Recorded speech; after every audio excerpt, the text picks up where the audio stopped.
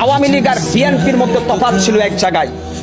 আওয়ামী লীগ আর বিএনপির মধ্যে এক জায়গায় তফাৎ। আওয়ামী লীগ ক্ষমতায় আসলে আলেম সমাজের মাজার মধ্যে রশি লাগে। আওয়ামী লীগ ক্ষমতায় আসলে মসজিদের ভিতরে শুক্রবারে জুমার নামাজের সময় ইমাম সাহেব স্বাধীনভাবে খুতবা দিতে পারে না।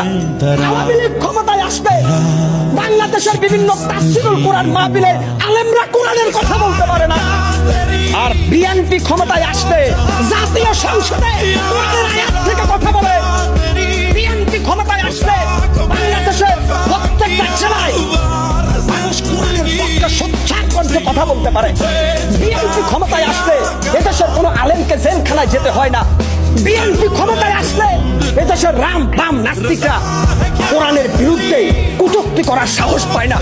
বিএনপি ক্ষমতা আসলে বিশ্ব নবীকে অপমান করার সাহস এই মুসলমানের দেশে কেউ দেখাইতে পারে না। কেন আজকে বিএনপির নামে প্রপাগান্ডা? আমি বলবো, বাংলাদেশের যারা তথাকথিত বুদ্ধিজীবী, এই মুহূর্তে যদি আপনারা একটা নির্বাচন করেন, আমি হকার সাইফুল চ্যালেঞ্জ করলাম, বিএনপি 200-র বেশি সিটে জয়লাভ করে সরকার ক্ষমতায় আসবে। বিএনপি খালেদা জিয়া যখন ক্ষমতায় ছিল, এদেশের আলেম সমাজ মাথা উঁচু করে বীরের মতো কোরআনের বাণী গোটা বাংলাদেশে প্রচার করতে পেরেছে। যখন খালেদা জিয়া রাষ্ট্রের প্রধানমন্ত্রী ছিলেন, তখন তিনি র্যাব গঠন করেছিলেন। তিনি আওয়ামী লীগ বিএনপি দেখেন নাই, তিনি সন্ত্রাস দমনের জন্য র্যাপিড অ্যাকশন ব্যাটালিয়ন র্যাবের যোগ শুরু করেছিলেন।